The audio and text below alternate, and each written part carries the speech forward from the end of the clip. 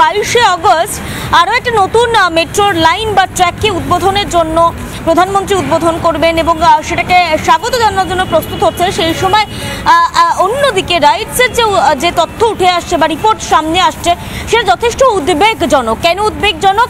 কারণ central metro station থেকে কবি সুভাষ মেট্রো স্টেশন পর্যন্ত মেট্রো স্টেশনগুলির মেরামতির প্রয়োজন রয়েছে, সংস্কারের প্রয়োজন রয়েছে বলে রাইটস মনে করছে।